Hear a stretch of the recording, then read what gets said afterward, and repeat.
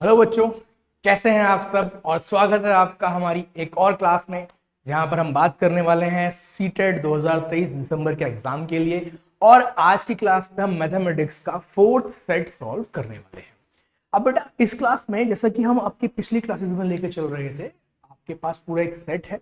ठीक है, हमने डिफरेंट क्वेश्चंस कंपाइल करे हैं और इसमें हम ऑलमोस्ट लगभग सारे टॉपिक्स को एक साथ लेकर आपके लिए आए हैं, जैसे कि हम पीछे करते रहे हैं। तो आप पीछे वाली वीडियोस को फॉलो कीजिए। आपके लिए आज एक नई वीडियो, नई क्लास बिल्कुल आपके सामने है। चलिए जल्दी शुरुआत करते हैं, पहला क्वेश्चन देखते हैं। और पहला क्वेश्चन आपके लिए आ रहा है ये। ठीक है, हर क्लास की तरह मैं यहाँ पे भैया आपको बोलता रहूंगा कि किस तरह से जो क्वेश्चंस हैं वो एग्जाम में आएंगे, किस जो टॉपिक्स हैं वो ज्यादा इंपॉर्टेंट हैं, वो मैं आपको यहाँ पर डिस्कस कराता रहूंगा। देखिए, पहला सवाल क्या आ रहा है हमारे सामने। फर्स्ट क्वेश्चन जो है वो आपका परसेंटेज से है। तो बेटा, इस क्वेश्चन में आप क्या पढ़ रहे हैं जरा देखिए। क्वेश्चन कहता है इन ऑर्गेनाइजेशन 40% ऑफ एम्प्लॉइज आर मैट्रिकुलेट्स। एक ऑर्गेनाइजेशन है, वहां कुछ एम्प्लॉइज काम करते हैं, उसमें से 40% जो है वो क्या है, वो मैट्रिकुलेट्स है। ठीक है, यानी कि मैट्रिक पास है। 50% ऑफ रिमेनिंग जो है वो ग्रेजुएट है। ठीक है, इसके अलावा इसके बाद जो 180 बच जाते हैं, इसके बाद जो 180 बच जाते हैं, ठीक है, वो है। तो आप ये बताइए कि कितने ग्रेजुएट्स जो हैं वो यहां पर वर्क करते हैं, कितने ग्रेजुएट्स जो हैं एम्प्लॉय वो हैं। ठीक है, चलिए तो क्वेश्चन क्या कह रहा है देखिए जरा। तो 40% एम्प्लॉयज में मैट्रिकुलेट है। हमने क्या सोचा, हमने सोच लिया कि भाई इन ऑल 100 एम्प्लॉयज है हमारे पास। कितने एम्प्लॉयज है हमारे पास? हमारे पास 100 एम्प्लॉयज है। ठीक है, चलो। तो फिर इस 100 में से इसने कहा 40% जो है वो मैट्रिकुलेट हैं। ठीक है, मैट्रिक पास। तो इसमें से 40 मैट्रिक पास हो गए, यहाँ पे आप एम लिख के छोड़ दीजिए। ठीक है, और अब बचे कितने, रिमेनिंग कितने हैं, इसी बात पे ध्यान देना। सिर्फ रिमेनिंग कितने हैं? रिमेनिंग है 60। ठीक है, रिमेनिंग है 60। अब इसने क्या बोला आगे, सबसे जरूरी बात आपके लिए यही रहने वाली है। इसने क्या बोला आगे कि 50% ऑफ रिमेनिंग, यानी कि शेष 50% कर्मचारी स्नातक हैं। शेष के, यहां पर एक चीज लिख लीजिएगा, शेष के 50% जो कर्मचारी हैं वो स्नातक हैं। 50% ऑफ रिमेनिंग, तो 60 का 50% कितना हो जाएगा? तो आप कहोगे 60 का 50% हो जाएगा 30। ये क्या है? ये है आपके ग्रेजुएट। ये है आपके ग्रेजुएट। तो अब यहां कितने बच गए? अब यहां पर इसमें से 30 और बच गए। ध्यान देना इस बात पर। 60 का हमने 50% निकाला है। यहां देखो 50% किसका? 60 का। आप क्या करोगे? जीरो कैंसिल करोगे तो क्या मिल जाएगा? 30 मिल जाएगा। इसलिए हमने 30 को यहां दिखाया कि भाई ये तो ग्रेजुएट है। तो 60 में से कितने बच गए? 30 बच गए। इसने कहा था the remaining 180 R post graduate. अब जो ये है रिमेनिंग है और यही है पोस्ट ग्रेजुएट। कहने का मतलब ये 30 जो है एक्चुअली में 180 एम्प्लॉइज के बराबर है। जो 30 है वो 180 एम्प्लॉय के बराबर है। ध्यान देना इस बात पर, मैं क्या कह रहा हूं। जो 30 है वो 180 एम्प्लॉय के बराबर है। इसका मतलब क्या ये नहीं हुआ कि एक जो है वो 6 के बराबर है?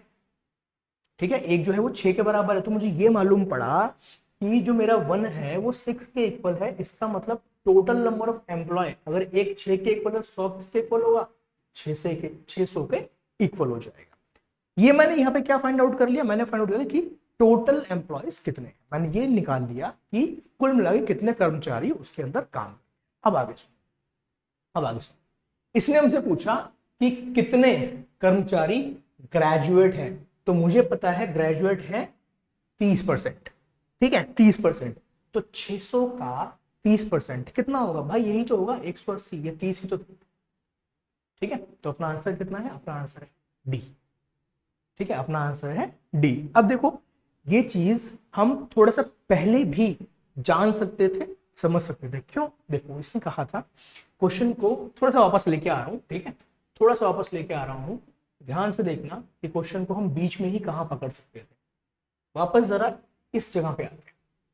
यहां तक मैंने आपको यह समझाया था कि 40% जो है वो मैट्रिक पास हैं, बचे हुए 60% जो हैं, ठीक है, उनमें से 50% जो है वो ग्रेजुएट हैं। तो इसमें से हमने 30 निकाल दिया था, 50% जो ग्रेजुएट थे, ठीक है। और बचे हुए जो थे वो हमारे पोस्ट ग्रेजुएट थे, तो भी 30% तो बचे, ठीक है। ये 30% किसके इक्वल था, 180 के इक्वल था। इसने पूछा था कितने ग्रेजुएट हैं, अगर ये 30 180 के इक्वल है तो ये ग्रेजुएट वाला 30 भी तो 180 के ही इक्वल होगा, तो आंसर यहां से भी निकल सकता, ठीक है। जो मैंने पहले कहा है वो आपको पूरा वे हो गया और ये आपको सीधा यहीं से आंसर मिल सकता था, ठीक है। बात समझ में आ गई होगी, आगे बढ़ते हैं। नेक्स्ट क्वेश्चन देखते हैं, क्वेश्चन क्या कह रहा है, आराम से पढ़ते हैं पहले जरा, फिर देखते हैं। ये कहता है कि ratio between valid and invalid votes is 4:1, ठीक है। कहीं पे कोई चुनाव हुआ और वहां पर जो वैलिड और इनवैलिड वोट थे, जो अवैध और अवैध वोट थे, उनका अनुपात 4 सही 1 दिया हुआ है। साथ में वो ये कह रहा है कि अगर जो वैध वोट थे, वैलिड वोट थे, उसमें से अगर 70% को देखा जाए तो किसके बराबर आता है, वो आता है 6300 के बराबर। तो आप ये बताइए कि इनवैलिड वोट्स कितने हैं, ठीक है। तो ऐसा काम करते हैं कि ना पहले सिर्फ वैलिड वोट्स की बात करते हैं। मान लिया कि वैलिड वोट्स जो हैं वो 100x, ठीक है। अब 100x का आपको 70%, 100x का 70% यानी कि 70x आपको दिया हुआ है 6300, सही बात है। तो यहां से अगर x निकालने जाऊंगा तो आप 0 से 0 काट दोगे और यहाँ पर 90 मिल जाएगा। इसका मतलब जो वैलिड वोट्स हैं वो कितने हैं, 100 इंटू 90 यानी कि 9000। ये हैं आपके वैलिड वोट, ध्यान रखना ये है आपके वैलिड वोट, ठीक है। हमने वैलिड वोट निकाल लिया, बट इसने पूछा क्या है, इसने कहा है कि इनवैलिड वोट कितने हैं। तो भाई जो अनुपात था वो 4 सही 1 था, 4:1 था। तो जो 4 है वो 9000 के बराबर है, तो 1 किसके बराबर होगा, तो आप क्या करो, इसे 4 से भाग कर दो, ठीक है, इसे 4 से भाग कर दो, तो ये आपका जाएगा 2250। देखो ये लिखा हुआ है, बिल्कुल लिखा हुआ, ठीक है। अगर 4 जो है वो 900 के बराबर है तो 1 निकालने के लिए 900 को 4 से भाग कर दो, तो 1 का मान निकल आएगा। तो 1 किसके बराबर है, 2250 के बराबर। तो 2250 जो है वो है अवैध वोट यानी कि इनवैलिड वोट्स, ठीक है। चलिए अगला क्वेश्चन लेते हैं, ठीक है।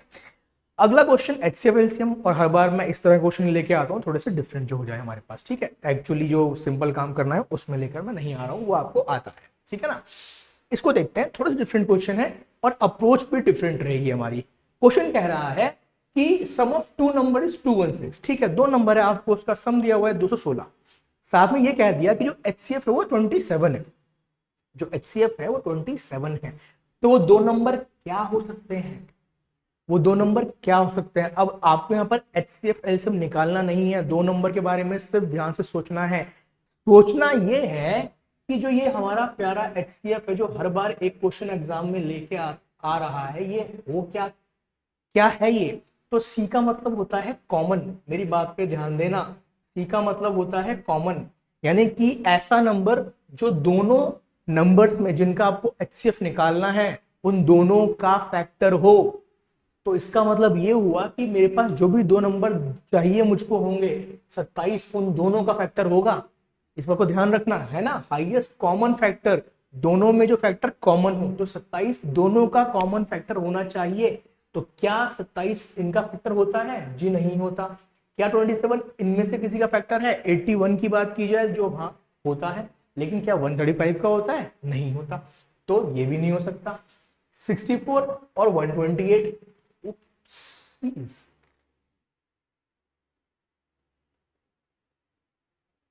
135 का एक बार चेक कर लेते हैं। अगर मैं इसको 27 से डिवाइड करके देख रहा हूं तो मेरे पास में ये करीब 5 बार में आना चाहिए।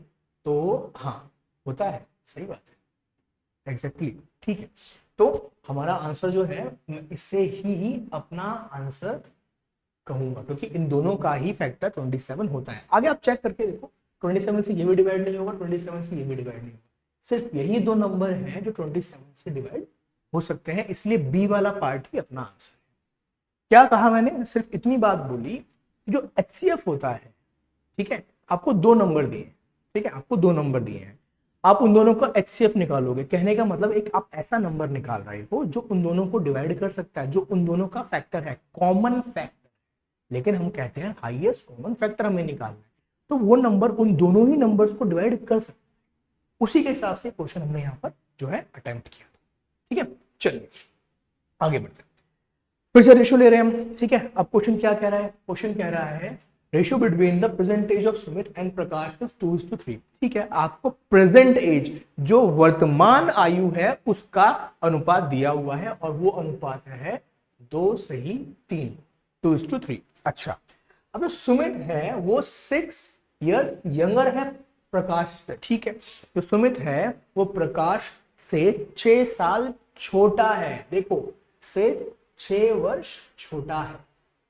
अब आगे नहीं बढ़ते, मेरी बात।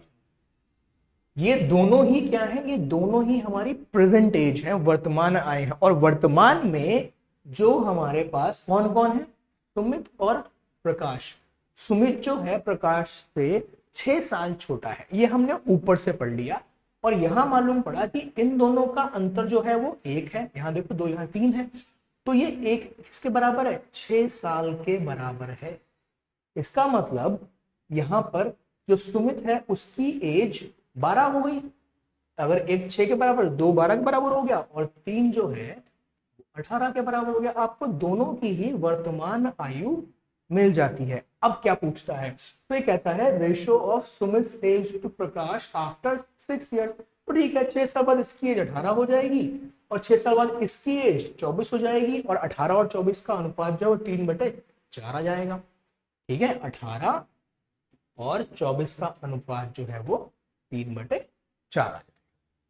ठीक है, एज वाला क्वेश्चन था, बट इसको हमने रेशियो के जो मेथड था उससे आराम से सॉल्व कर दिया। ठीक है, चलिए आगे बढ़ते हैं, अगला सवाल लेते हैं।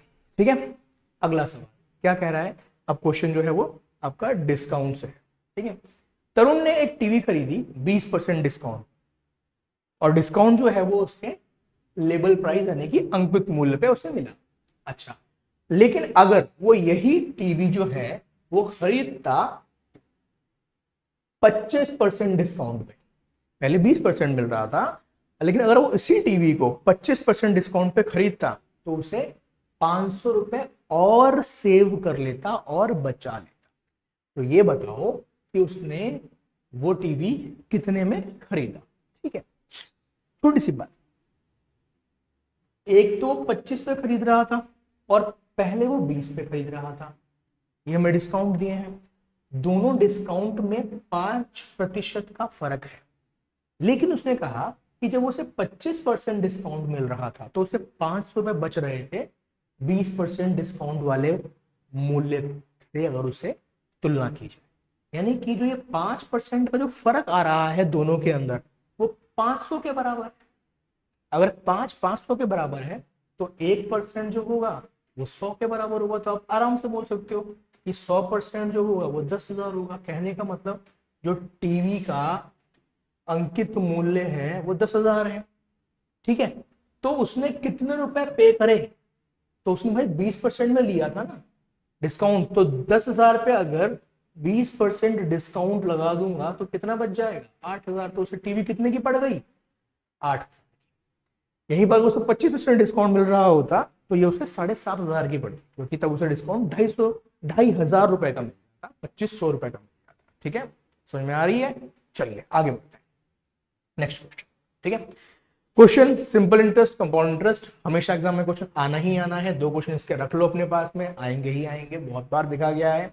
चलिए आगे बढ़ते हैं, क्वेश्चन देखते हैं। क्वेश्चन कह रहा है कि अगर कंपाउंड इंटरेस्ट यानी कि कंपाउंड इंटरेस्ट और सिंपल इंटरेस्ट का जो डिफरेंस है वो 1 रुपए है, कितने? 2 साल के लिए। ठीक है, फॉर 2 इयर्स, और हमें रेट दिया हुआ है 5। चलो ठीक है, कोई बात नहीं, इतनी सी बात आ गई। तो अगर हमने एक धनराशि ली, उसे कंपाउंड इंटरेस्ट 2 साल के लिए दिया और सिंपल इंटरेस्ट 2 साल के लिए दिया, दोनों के जो आपको ब्याज मिले उसमें 1 रुपए का अंतर है। तो आप ये बताइए कि वो धनराशि कितनी थी? ठीक है, तो देखो पहले जरा कंपाउंड इंटरेस्ट की बात करते हैं। ठीक है, मान लो आपने 100 रुपए की धनराशि ली, हम 100 लेके चलेंगे आगे बढ़ते हैं। हमने 100 रुपए की धनराशि ली। अब इस पे 1 साल बाद 5% के हिसाब से 5 रुपए बढ़ जाएंगे, तो 105 हो जाएगा। ठीक है।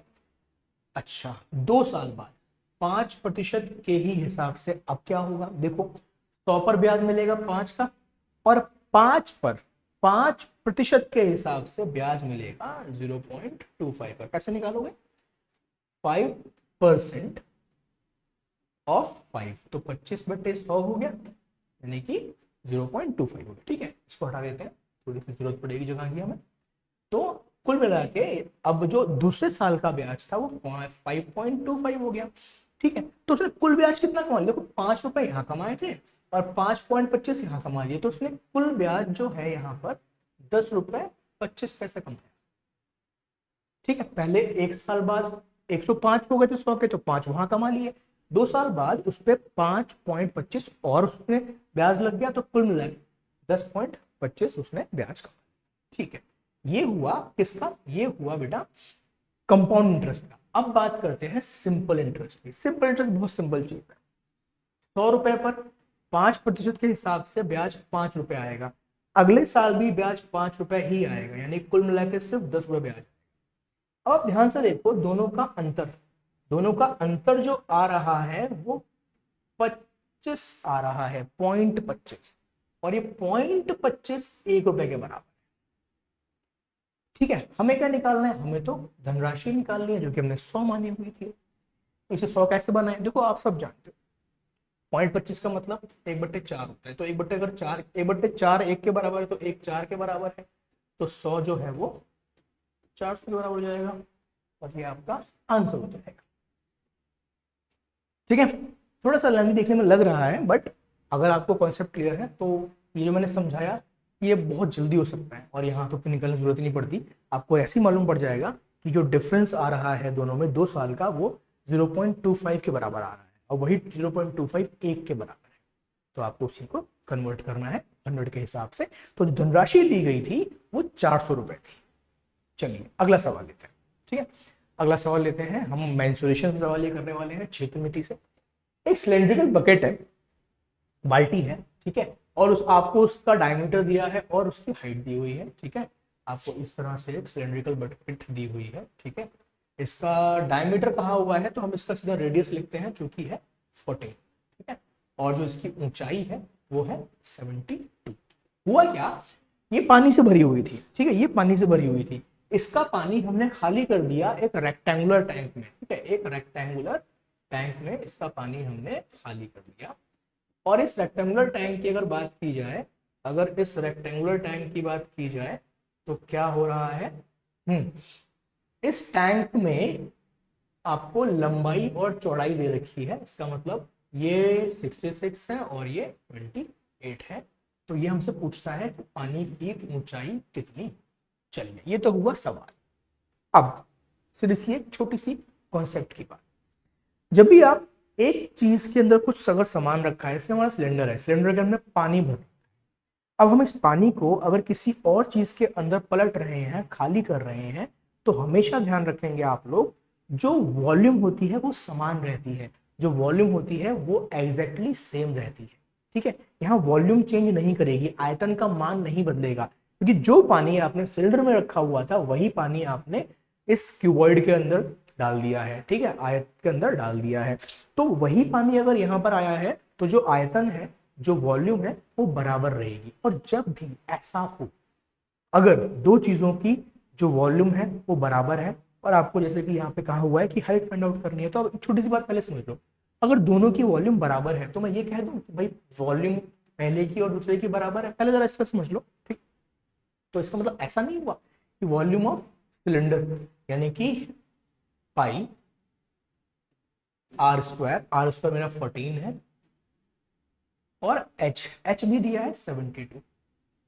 ये जो होगा ये बराबर होगा किसके, इसके आयतन के, जो कि फिलहाल 28 66 इंटू में हाइट के बराबर है। तो आप देख सकते हो सिर्फ आपको ये h ही तो निकालना है।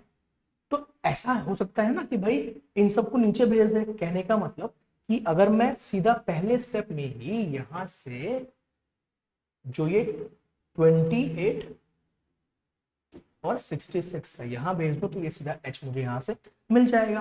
कैसे मिल जाएगा? देखो भाई, ये आपको 2 दे देगा, 2 से इसे 11 कर दो, ठीक है। तब इसे 2 कर देते हैं और 6 से इसे 11 करके यहाँ पर 12 कर देते हैं। तो मेरे पास इस 11 से 11 अगर कट जाए तो सिर्फ और सिर्फ क्या बचा यहाँ पर? एक तो ये 2 बच गया और एक ये 12 बच गया। तो 24 हमारे पास h आ रहा है जी, ठीक है। यानी कि अगर ये बात जो है वो क्लियर है तो आप h निकालने के सीधे क्या करोगे?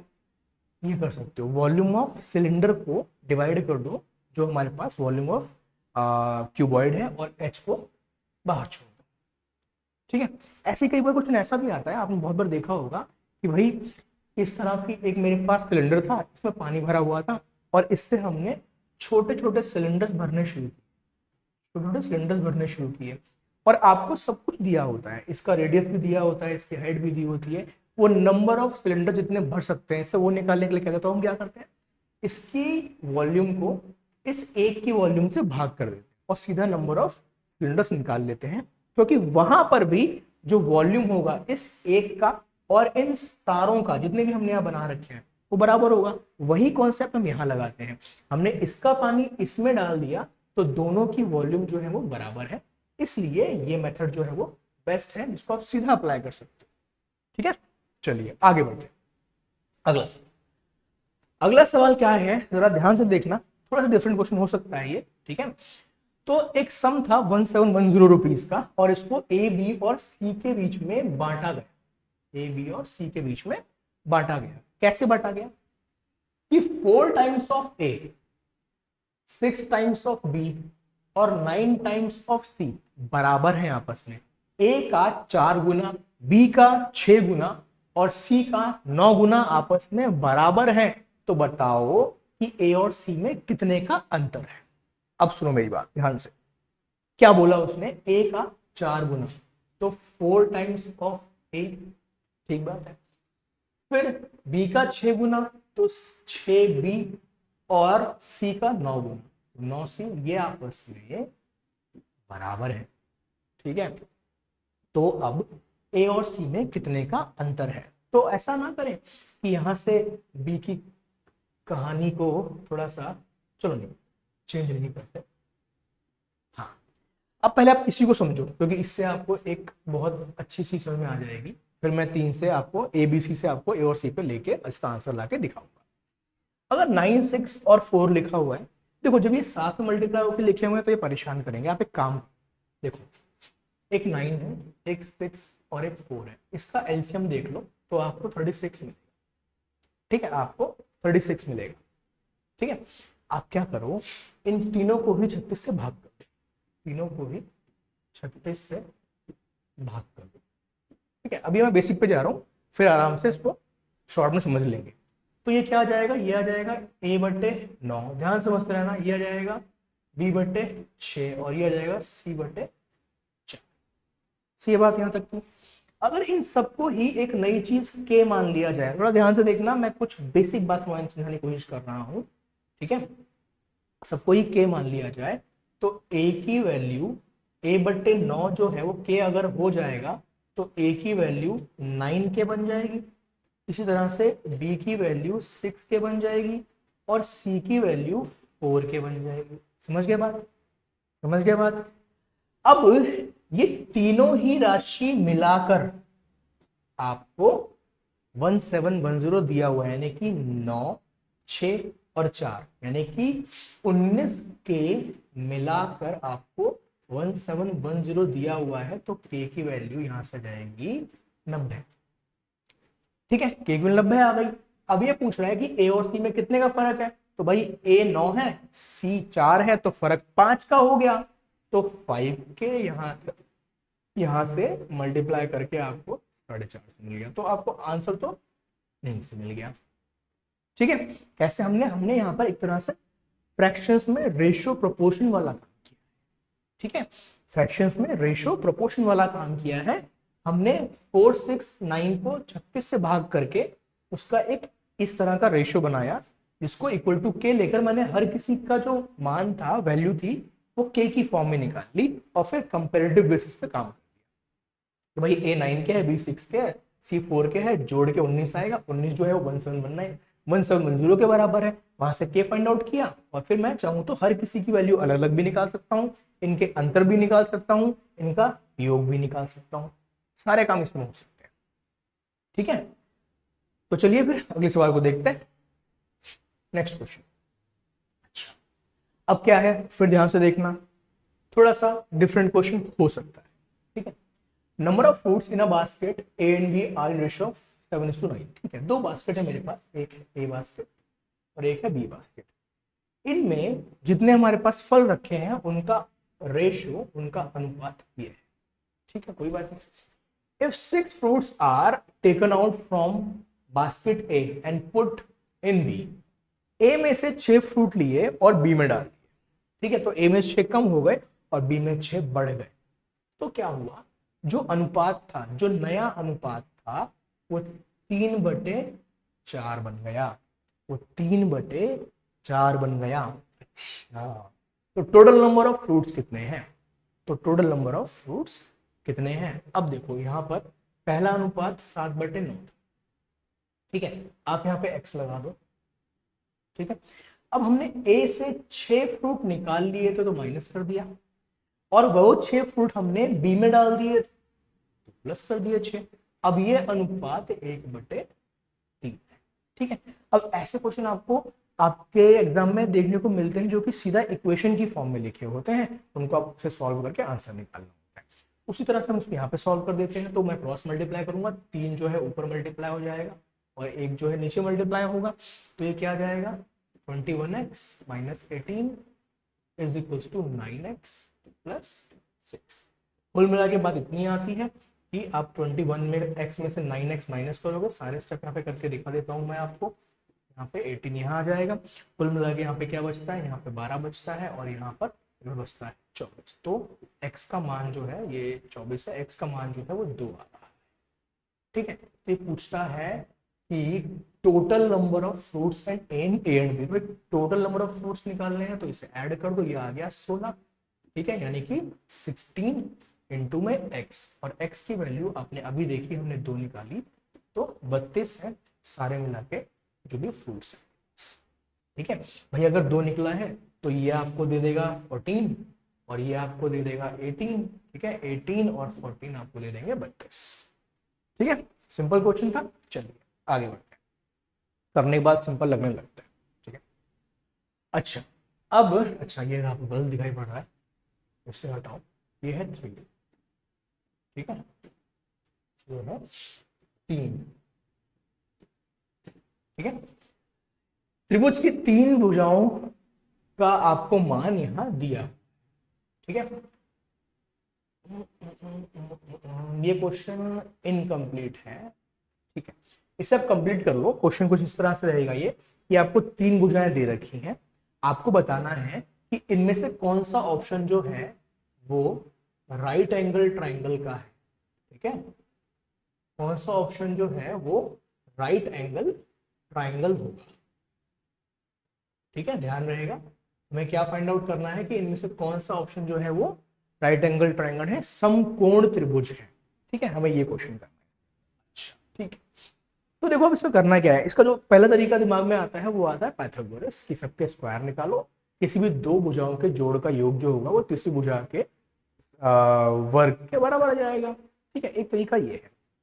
एक और तरीका है, देखो मैं इसका एग्जांपल पहले से लेके चलता हूं, पूरा समझाऊंगा, फिर उसको बाकी 3 में अप्लाई करेंगे। ध्यान सुनना, देखो आपको एक तो साइड दी है 20, एक दी है 22, एक दी है 24। इसमें आपको सबसे बड़ी साइड उठानी, तो भाई 24 आ गया। ठीक है, और बाकी 2 में से कोई सी भी, तो हमने 20 ले ली। ठीक है, क्या कहा, सबसे बड़ी साइड लेनी है और बाकी 2 में से कोई सी भी। अब इसमें एक बार इन्हें प्लस करना है और एक बार इन्हें माइनस, और बीच में लगाना है मल्टीप्लाई। ठीक है, बीच में लगाना है मल्टीप्लाई, तो ये कितना हो जाएगा, जरा ऐड करो इसको, 44 मल्टीप्लाइड बाय 2, ठीक है, sorry 44 multiplied by 4, 44 multiplied by 4, तो ये कितना हो जाएगा 176। क्या ये जो भी माइनस करके आया किसी का स्क्वायर है? अगर ये किसी का स्क्वायर है तो ये जो ट्राइंगल है, ये जो त्रिभुज है वो समकोण यानी कि राइट एंगल ट्राइंगल हो सकता है, और अगर नहीं है तो नहीं है, तो ये किसी का स्क्वायर नहीं होता, तो पहले वाला हमारा समकोण त्रिभुज नहीं है। अब दूसरे क्या हो, एक हम ले लेते हैं यहाँ से 32 और एक लेते हैं 37, तो 37 तो हाईएस्ट हो गया और 32 हमारी छोटी साइड होगी, एक बार प्लस करना है और एक बार माइनस करना है। जब प्लस करूंगा तो ये आएगा 69 और जब माइनस करूंगा तो ये आएगा 5, ठीक है, तो 9 बचे 45 का 5, 4 हो गया हासिल, और 30 और 4 34, ये भी किसी का स्क्वायर नहीं होता, तो ये भी अपना आंसर नहीं है। अगले पे आ जाओ भाई, हमने 60 लिया और 61 लिया, एक सबसे बड़ी साइड और दूसरी छोटी वाली कोई सी भी, ठीक है, एक बार प्लस कर दिया एक बार माइनस कर दिया, यहाँ से आएगा 121 और यहाँ से आएगा 1, तो आंसर आया 121, ये 11 का स्क्वायर होता है, ठीक है, और देखो ये 11 यहाँ पे आपको लिखा भी मिलेगा, बात समझ में आई, ये 11 आपको यहाँ लिखा भी मिलेगा, तो यही है अपना आंसर। आप चौथा ट्राई करो, उसमें भी नहीं आएगा हमारा, ठीक है, आप ट्राई कर सकते हो, देखो अगर 40 और 41 को ऐड करोगे तो 81 आएगा, सब्ट्रैक्ट करोगे 1 आएगा, मल्टीप्लाई करके 19 का स्क्वायर नहीं आता, ठीक है, ध्यान रहेगी ये बात। एक बड़ी साइड लेनी है और एक कोई भी छोटी साइड लेनी है, एक बार ऐड करना है एक बार सब्ट्रैक्ट करना है, मल्टीप्लाई करके अगर स्क्वायर आ रहा है ऑफ द थर्ड टर्म तो अपना राइट एंगल ट्रायंगल है, ठीक है। चलिए अगला सवाल लेते हैं। अगला सवाल जो है वो हमारा क्वाड्रिलेटरल का है। एक हमें क्वाड्रिलेटरल यानी कि चतुर्भुज दिया हुआ है, उसका हमें मान पता है, उसका जो एरिया है वो उसका मान हमें पता है। इसके अलावा length of perpendicular from opposite vertex to the diagonal. अच्छा देखो मतलब क्या है, ऐसे करके एक हमें ए बी सी डी एक चतुर्भुज दिया हुआ है, इसका एक डायगोनल हमने बना दिया, एक विकर्ण बना दिया। अब यहां से परपेंडिकुलर बनाएंगे अगर इसके ऊपर तो ऐसा बन जाएगा, ठीक है, और यहां से बनाएंगे तो ऐसा बन जाएगा। इसका 90 यहां बन रहा है, इसका 90 यहां बन रहा है। आपसे बोला गया कि ये है 7.2 और ये है 8.8, मान लो, ठीक है, देखने में लग रहा है लेकिन मान लो ये है 7.2 और ये है 8.8।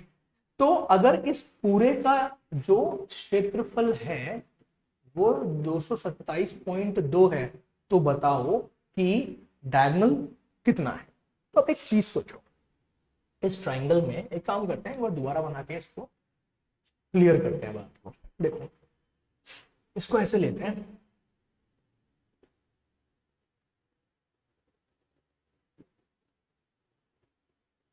ठीक है, और ये हमने इसका लिया डायगोनल, यहां पर बना एक लंब और इधर बना दिया एक और लंब, ये हो गया 8.8 यही था, और ये हो गया 7.2।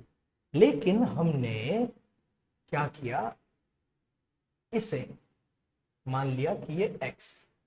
अब देखो ऊपर भी ट्राइंगल है और नीचे भी ट्राइंगल है, ट्राइंगल का एरिया निकाला जाए तो वो हाफ इंटू बेस। अब देखो अगर इस ट्राइंगल की बात कर रहा हूं तो बेस x होगा इंटू हाइट, तो हाइट 8.8 होगी, ठीक है।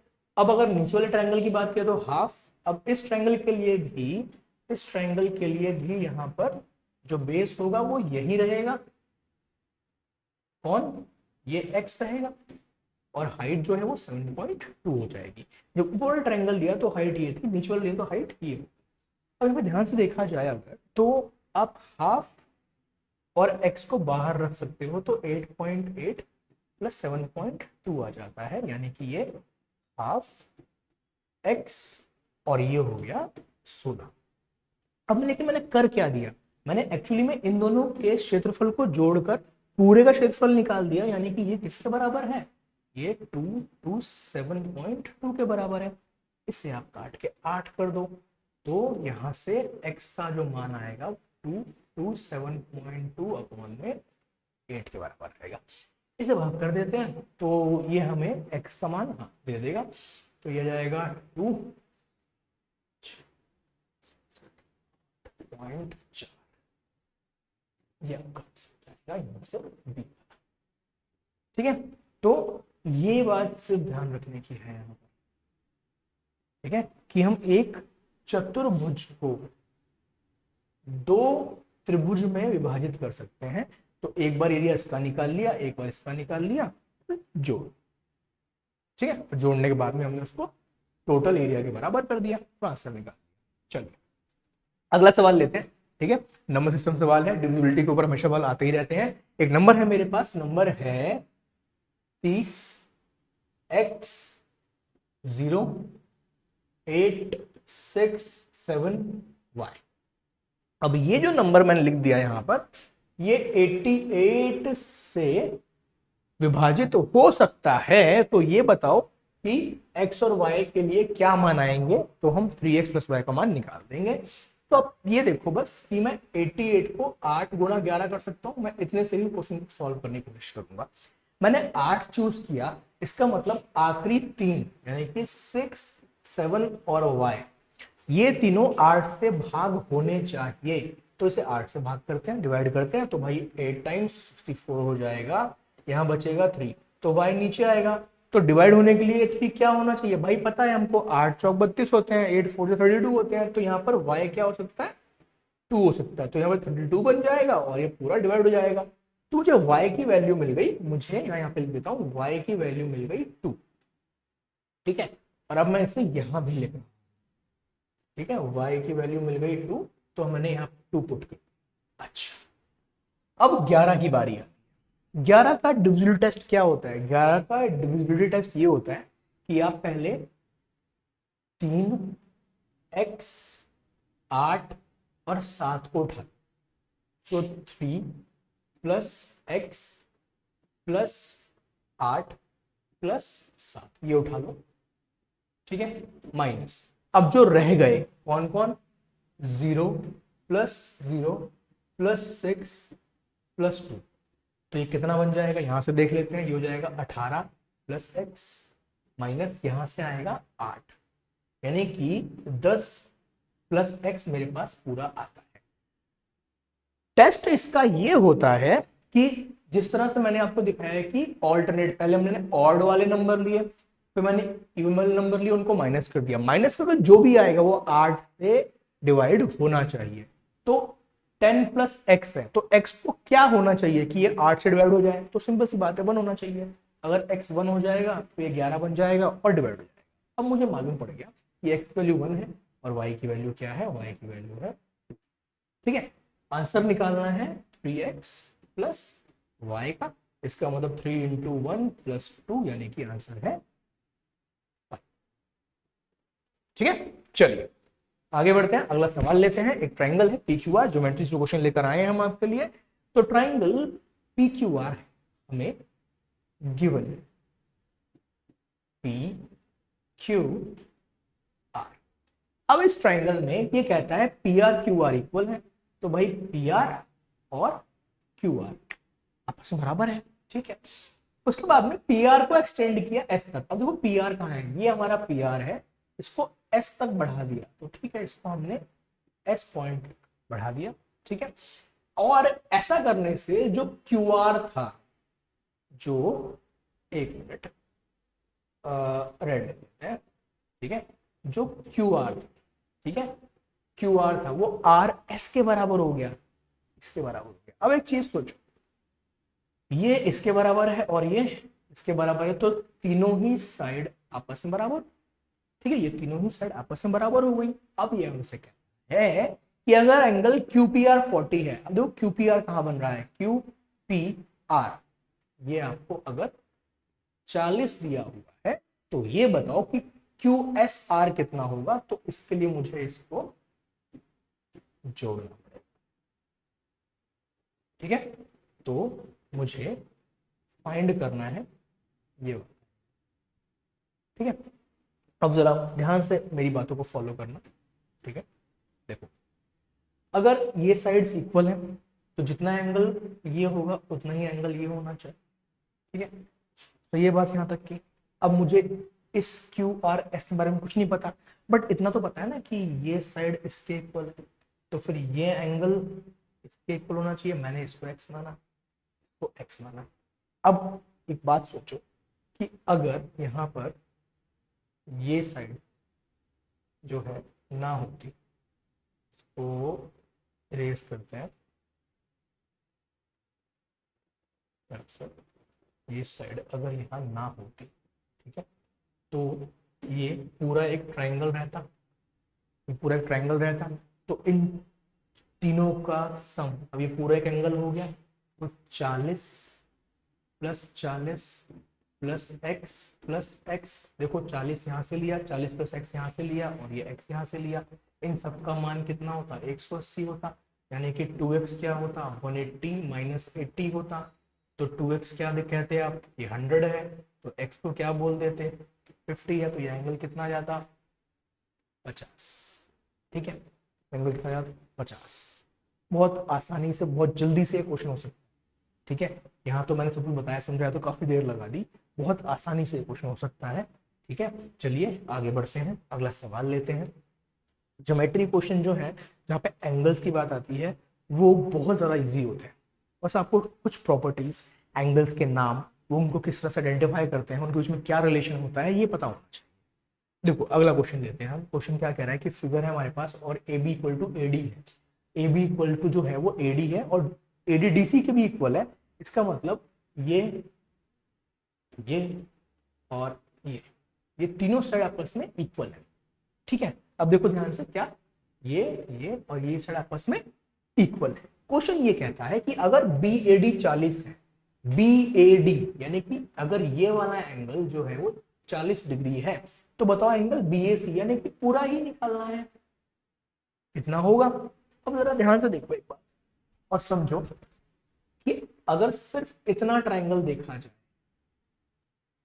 ठीक है, ये साइड्स अगर इक्वल हैं तो ये एंगल भी इक्वल होंगे। मान लो कि ये x है और ये x है, तो अगर ये 40 है, ठीक है, और ये x और ये x है, आप एंगल सम प्रॉपर्टी लगाओ, 180 होता है, 40 घटा दो 140 आएगा। अब 40 में बराबर बराबर बांटना है, तो ये भी 70 हो गया और ये भी 70 हो गया। कैसे किया, देखो कैसे किया, 40 प्लस एक्स इक्वल्स टू 180, तो आप बोलोगे सर 2x जो है वो 140 के इक्वल आ जाएगा, तो आप x को 70 लिख दो, वो हमने लिख दिया। ठीक है, अच्छा अब बात ये आती है कि आगे क्या करा जाए। तो एक चीज सोचो यहाँ पर कि हाँ, अब ये जो है वो इसके इक्वल है, तो अब ये वाला एंगल इसके बराबर होगा, तो मैं कहता हूं ये y ले लो, तो ये भी y हो जाएगा। ठीक है, अब एक चीज जरा ध्यान से देखना, मैं यहाँ पर कलर चेंज करके आपको दिखाने की कोशिश करता हूं। ये ट्रायंगल जो है ऐसे करके उसका ये एक्सटर्नल एंगल बन सकता है, बाह्य कोण बन सकता है, तो ये x होगा वो y प्लस वाई के बराबर ना हो जाएगा, जो कि 70 है, तो 70 कितना हो गया 2y, तो y की वैल्यू कितनी आ गई 35, तो अब ये आ गया 35, तो 70 और 35 आंसर है 75। ठीक है, आंसर है 75। ठीक है, समझ में आया होगा। अगला सवाल उठाते हैं जल्दी से। एक सम दिया सिंपल इंटरेस्ट पे, ठीक है, रेट था 8% और वो कुछ वक्त में, ठीक है, कुछ वक्त में जो है आंसुओं का नहीं, ठीक है, कितने सालों में या वर्षों में, कितने वर्षों में जो है वो अपने राशि का 7/5 भाग हो जाएगा। देखो एक छोटी सी बात समझने की कोशिश करो, वो अपने ही राशि का 7/5 हो जाएगा, तो कितना बढ़ रहा है, 2/5 बढ़ रहा है, कितना बढ़ रहा है 2/5 बढ़ रहा है। 2/5 क्या होता है, इसको 40, इसको 100 से मल्टीप्लाई करा जाए तो परसेंटेज में कितना निकलेगा, ये निकलेगा 40%। ठीक है, 40% बढ़ा है कुछ सालों में, कितने परसेंट के हिसाब से बढ़ा है, आप बोलोगे 8% के हिसाब से बढ़ा है, तो 40% कितने साल में हो जाएगा, अगर 8% के हिसाब से बढ़ा है तो 40% कितने साल में हो जाएगा, डिवाइड 5 साल में। आंसर है बी। ठीक है, कुछ सालों में वो 40% बढ़ा है और हर साल सिर्फ 5% ही बढ़ता है। ठीक है, सिंपल इंटरेस्ट में सीधा सीधा वैल्यू ऐड होती रहती है एक सामान्य श्रेणी की तरह। ठीक है, तो 8 8 8 8 40 के लिए आप कितनी बार ऐड करोगे? 5 बार ऐड करोगे। अगला सवाल लेते हैं, ठीक है। नेक्स्ट क्वेश्चन एक्सपोनेंट का है। मैंने कुछ देखे हैं क्वेश्चन ऐसे जहां पर बच्चों को प्रॉब्लम आती है, इसीलिए मैंने यहाँ पर एक्सपोनेंट क्वेश्चन, मेरे ख्याल से मैंने इस तरह क्वेश्चन पहली बार यूज किया, ठीक है। देखो क्या वे है, क्या तरीके हैं, ध्यान से देखना। आप यहाँ पर दो तीन चीजें पहले जरा समझ लो। सबसे पहली चीज मैं ये समझाना चाहूंगा यहाँ पर कि अगर x की वैल्यू a है और पूरे की वैल्यू b है, तो आप ध्यान रखिए कि आप हमेशा x की वैल्यू a b लिखते हैं। एक चीज तो ये होती है, ध्यान रखने की, ठीक है। दूसरी चीज, अगर x की वैल्यू माइनस a है तो बेटा आप इसको उल्टा करके लिख सकते हो, तो वैल्यू जो पावर है वो प्लस हो जाती है, ठीक है। बस उसको उल्टा करके लिखना होता है। दूसरी बात ये हो गई, ठीक है।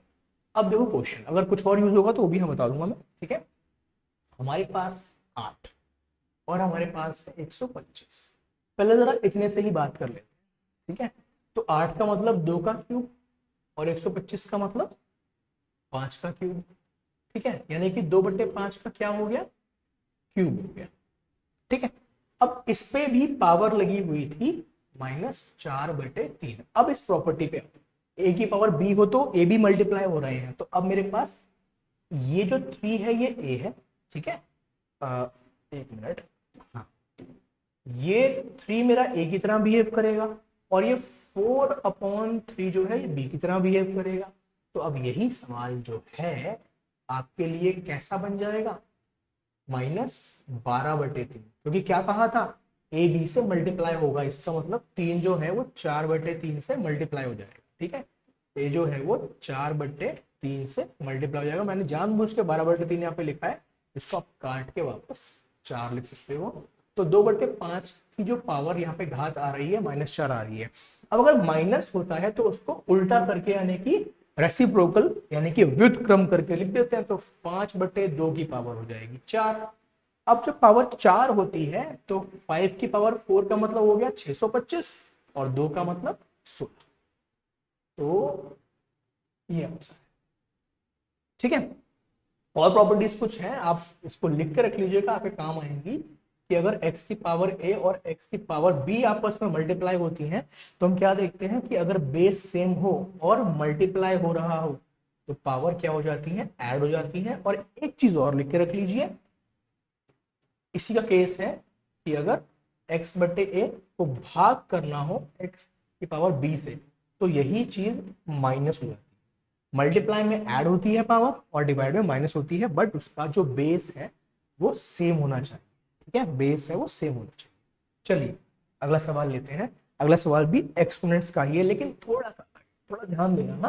देखो क्वेश्चन है 3 की पावर 33, 3 की पावर 33 और 3 की पावर 33, ये ब्रैकेट में, और साथ में 2 की पावर भी 33 और प्लस में 2 पर 33 और ये 6 की पावर x के इक्वल है, ठीक है।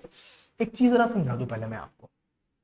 देखो आपने कभी कभी इस तरह चीजें सॉल्व करी है कि भाई x का क्यूब प्लस x का क्यूब प्लस x का क्यूब, तो इसे आप क्या लिखते थे? 3 इंटू में x का क्यूब, यानी कि आप इसे 3 से मल्टीप्लाई करते। तो अगर कल को यही चीज ऐसे आ जाती कि 2 का क्यूब 2 का क्यूब और 2 का क्यूब, तो आप क्या करते? इसको 8 + 8 + 8 लिख देते, ठीक है। तो आंसर क्या आता? 24 आता। सही कह रहा हूं? बिल्कुल सही कह रहा हूं। क्या इसको ऐसे लिख दें? क्या इसको ऐसा लिख दें कि 3 गुणा 2 का क्यूब यानी कि 3 इंटू में 8, तो आंसर 24 का आएगा। यानी कि इस तरह से लिख सकते हैं, ये 3 बार प्लस हो रहा है तो इंटू में 3 हो गया, ठीक है। इसी हिसाब से आप यहां पर ये 3 बार प्लस हो रहे हैं तो ये 3 गुणा 3 की पावर 33 हो सकता है, ठीक है। ब्रैकेट में डाल दो, इंटू में यहां पर देखा जाए तो 2 बार हो रहा है, तो 2 गुणा 2 की पावर 33 हो सकता है, ठीक है। ये है 6 की पावर, सही है। अब यहां देखो पावर 1, यहाँ पावर 1 है। पिछले स्लाइड पर आओ, कि अगर बेस सेम हो और मल्टीप्लाई हो रहा हो तो पावर ऐड हो जाती है। एग्जैक्टली यही देखो, बेस सेम है, मल्टीप्लाई हो रहा है तो पावर ऐड होकर 33 प्लस 1 34। यहां पर बेस सेम है, पावर 33 प्लस 1 34 और ये 6 गुणा एक्स के बराबर है। अब एक प्रॉपर्टी और, अगर a की पावर x हो गुणा b की पावर x हो तो इसे हम लिखते हैं a गुणा b की पावर x, यानी कि हम पावर को कॉमन निकाल के बाहर लगा देते हैं। तो यहाँ कुछ ऐसा ही हो रहा है, पावर 34 है दोनों की, तो ये 3 गुणा 2 की पावर 34 हो गया, यानी कि 6 की पावर x। अब 3 दूनी 6 ही तो होता है ना, 3 दूनी 6 ही तो होता है, तो 6 की पावर 34 है और 6 की पावर x है, तो x किसके बराबर आ गया, 34 के। ठीक है, तो x का मान क्या है, 34। ठीक है, क्वेश्चन अच्छा था। ठीक है, ध्यान से देखना, एक बार फिर करके देखना, बढ़िया क्वेश्चन है, आपके कॉन्सेप्ट क्लियर करेगा। अगले सवाल की तरफ आते हैं। अब ये क्वेश्चन मेरे ख्याल से इजी होना चाहिए आपके लिए। आपको जस्ट a माइनस पी की वैल्यू निकालनी है। देखो आपसे कहा गया है कि अगर x माइनस 2 को मल्टीप्लाई किया जाए x माइनस पी से तो क्या आएगा, तो भाई एक्स स्क्वायर आएगा। ठीक है, x को p से करेंगे तो नेगेटिव पी एक्स आएगा, x को 2 से करेंगे तो नेगेटिव 2x आएगा और पॉजिटिव 2p आएगा। जरा ध्यान से देखना यहाँ पे क्या हो रहा है, आंसर इसका बहुत इजी है। मैं इन दोनों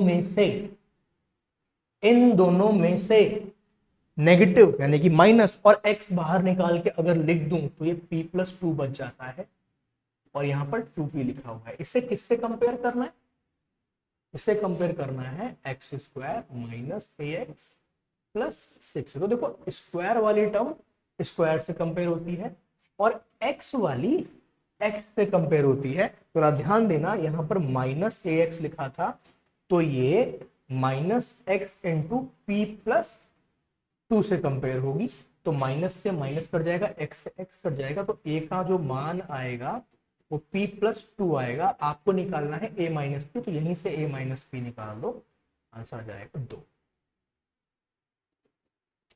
ठीक है, इतना सिंपल क्वेश्चन था। चलिए अगला सवाल लेते हैं। अगला सवाल क्या कहता है, प्रॉफिट लॉस से लेकर चल रहे हैं हम, कि एक आर्टिकल था, उसको ए ने बी को बेच दिया 20% प्रॉफिट पर। ठीक है, एक आर्टिकल को ए ने बी को बेचा 20% प्रॉफिट पर और बी ने उससे सी को बेच दिया 15% लॉस पर। तो फिर अगर ए ने सीधा सी को ही बेचा होता, ठीक है, ए ने सीधा सी को बेचा होता लेकिन बी के प्राइस पर, बी के सेलिंग प्राइस पर, तो ए को क्या होता, प्रॉफिट या लॉस और कितना होता। ठीक है, तो पहले जरा ए से शुरुआत करते। मान लो कि उसके पास जो भी चीज थी वो 100 रुपए की थी, उसने उसे बी को 20% प्रॉफिट पे बेचा, तो जब 20% प्रॉफिट हुआ, प्लस लगा रहा हूं जो कि प्रॉफिट है, 100 पे 20% प्रॉफिट होगा तो वो बी को 120 की पड़ गई। ठीक है, लेकिन बी ने उसे सी को 15% लॉस पे बेच दिया, बी ने उसे सी को 15% लॉस पे बेच दिया। अब 120 का 15%, ध्यान से सुनना, देखो जो 100 है वो 120 के बराबर है। ठीक है, मैं 15% निकालना सिखा रहा हूं आपको, 100 है 120 के बराबर है, तो आप यहां से कह सकते हो कि 10 जो है वो 12 के बराबर है और 5 जो है वो 6 के बराबर है। भाई देखो 0 से 0 काटा तो 10 12 के बराबर आ गया, दोनों को आधा किया 5 6 के बराबर आ गया, हमें चाहिए 15%। देखो ये रहा 15%, 15% किसके बराबर आ जाएगा, यहाँ जोड़ दो 18 के बराबर। तो उसने 18 रुपए कम करके यानी कि 102 में सी को बेच दिया। ठीक है, 18% लॉस था जो कि हमारे लिए, सॉरी 15% लॉस था जो कि हमारे लिए 18 आ रहा था, तो हमने 120 में से 18 कम किया तो उसने वो चीज 102 में सी को बेच दी। हमसे सवाल ये किया गया था कि अगर ए सीधा सी को बेचता कितने में, जितने में बी ने बेचा है, तो उसे क्या होता। तो आपको दिख रहा है 100 का था 102 का बेचा, तो 2% का क्या होता, प्रॉफिट होता। यहां पर 2% का इससे प्रॉफिट कर दो और सी को अपना आंसर मान दो। ठीक है, चलिए आज के लिए इतने ही क्वेश्चन। ठीक है, तो आज हमने क्लास में कुछ कई क्वेश्चन जो थे वो काफी इंटरेस्टिंग किए। ठीक है, जरा इन क्वेश्चंस का ध्यान रखना, जो हमने यहाँ पर इस तरह क्वेश्चंस किए थे, कुछ कॉन्सेप्ट भी किया हमने यहाँ पर। ठीक है, तो कुछ चीजें ऐसी हर बार आपको क्लासेस में मिलती रहेंगी जो आपको एग्जाम में बहुत ज्यादा हेल्प करने वाली हैं और आप यहाँ पर ये ना सोचें कि हम यहाँ पर काफी देर में क्वेश्चन सॉल्व कर पा रहे हैं, क्योंकि आपको हम यहाँ सिखाने के लिए बैठे हुए हैं। आपको अगर मैं एक क्वेश्चन सिखा रहा हूं तो मैं आपको उस तरह के सारे क्वेश्चन सिखा रहा हूं। तो आप यहाँ पे एक क्वेश्चन सीख के जाते हैं तो उसके बदले आप 10 या 20 क्वेश्चन और कर सकते हैं, ठीक है। और इसके अलावा अपनी प्रैक्टिस जो है वो जारी रखिए, ठीक है।